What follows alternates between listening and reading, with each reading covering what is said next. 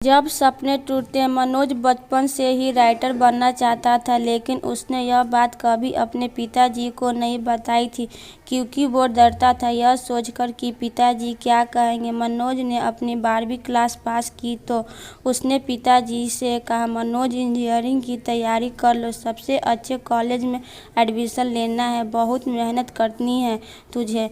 उस दिन मनोज ने यह सोचा, क्यों ना आज हिम्मत करके सच बोल दूं और पिताजी को अपने सपनों के बारे में बता दूं कि मैं राइटर बनना चाहता हूं। मनोज ने हिम्मत दिखाई और पिताजी के पास गया और कहा, पिताजी मैं इंजीनियरिंग नहीं करना चाहता हूं, मैं राइटर बनना चाहता हूं। मेरे टीचर भी यही कहते हैं कि मैं एक दिन बहुत अच्छा राइटर बनूंगा। मनोज ने पिता गुस्से से, अरे यह क्या बोल रहे हो, तुम्हें पता है राइटर कितना कम कमाता है, गुजारा कैसे करोगे।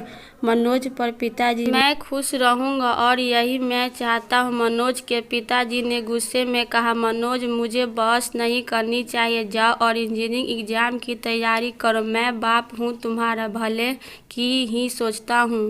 पापा मैं इंजीनियरिंग नहीं राइटर बनना चाहता हूँ। पिता चुपचाप इंजीनियरिंग कर लो, वरना पूरी जिंदगी चाय की बेचोगे और सपनों के पंख कट दिए गए हैं। उस दिन मनोज के अंदर का एक सपना टूट गया। बिना पंखा फैलाए एक दर्पणी का कार में एक्सीडेंट हो जाता है, जिसमें पति और 1 साल की बच्ची तो बच जाते हैं, लेकिन उस पति की बीवी और बच्ची की मां की मृत्यु हो जाती है। अगले दिन पिता अपनी 1 साल की बेटी को गोद में लेकर खिड़की के पास खड़ा था। बच्ची ने अपनी तोतली जुबान में पिता से पूछा, पापा अम्मा कहाँ। पिता रोते हुए आसमान की तरफ इशारा करते हुए कहा, मेरा बेटा वह देखो तेरी अम्मा आसमान में ही, अब वह वहीं से तुझे प्यार करती है। एक NRI बेटा विदेश से 21 सालों बाद घर आया। नौकरी और घर बसाने के चक्कर में वह कभी भारत अपने माँ बाप के पास आ ही ना सका, और जब 21 सालों बाद घर आया तो अपनी माँ